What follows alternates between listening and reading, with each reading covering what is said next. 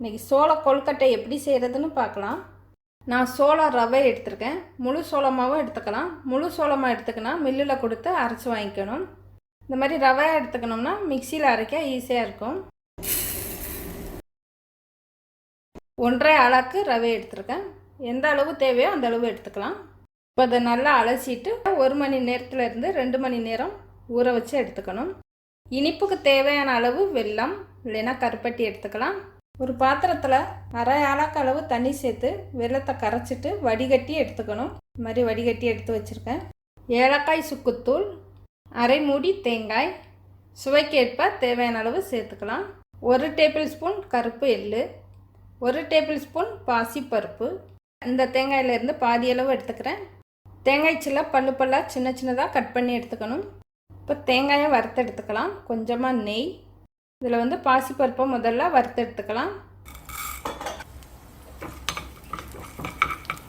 எடுத்துடலாம். நல்லா சிவந்துடுச்சு.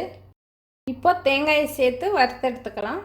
இந்த மாதிரி வறுத்து சேர்த்தோம்னா கொழுக்கட்டை 2-3 நாள் கெடாமல் இருக்கும். இப்போ சோளம் நல்லா ஊறிடுச்சு. வடிகட்டி எடுத்துக்கலாம்.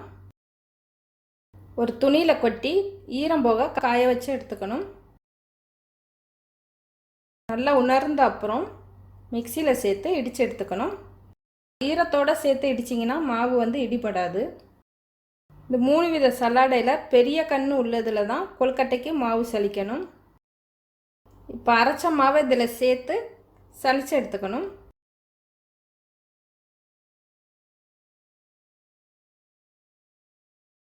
இப்போ சலிச்ச மாவை வறுத்து எடுத்துக்கணும். கடாய் வச்சுட்டு வெறும் கடாயில் வறுத்து எடுத்துக்கணும். அப்போ தான் இதில் உள்ள ஈரப்பதம்லாம் போகும். நல்லா ஈரப்பதம்லாம் போன அப்புறம் மாவு பூ போல் வரும். மாவு நல்லா வறுபட்டுருச்சு. எடுத்துக்கலாம்.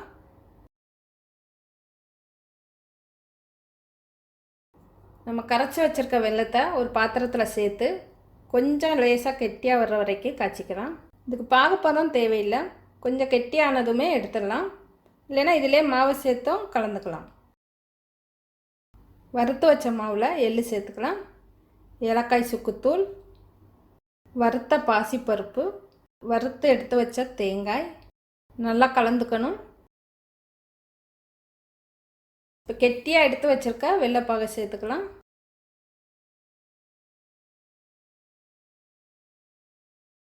பாகெல்லாம் சேர்த்ததுக்கப்புறம் மாவு ரொம்ப இலக்கமாக தண்ணி ஆயிடுச்சுன்னா கொஞ்சம் அடுப்பில் வச்சு கிளறி எடுத்துக்கலாம். கொஞ்சம் சுவையாக வாசமாக வேணால் ஒரு 1/2 டீஸ்பூன் அளவு நெய் சேர்த்துக்கலாம். இப்போ இதிலேருந்து கொஞ்சம் கொஞ்சம் மாவாக எடுத்துகிட்டு பிடி கொழுக்கட்டையாக பிடிச்சு எடுத்துக்கலாம். இல்லைன்னா உருண்டையாகவும் உருட்டி எடுத்துக்கலாம். இட்லி பாத்திரத்தில் தண்ணி வச்சு கொதிக்க வைக்கணும். ஆவி வந்ததுக்கப்புறம் இந்த கொழுக்கட்டையெல்லாம் எடுத்து வேக வச்சு எடுத்துக்கணும். ஒரு 7-8 நிமிஷமாவது வேகணும். ஒரு 8லேருந்து 10 நிமிஷம் வேக வச்சா போதும். சீக்கிரம் வெந்துடும். ஏன்னா ஏற்கனவே மாவெல்லாம் வறுத்துருக்கோம். இப்போ சோள கொழுக்கட்டை ரெடி ஆயிடுச்சு.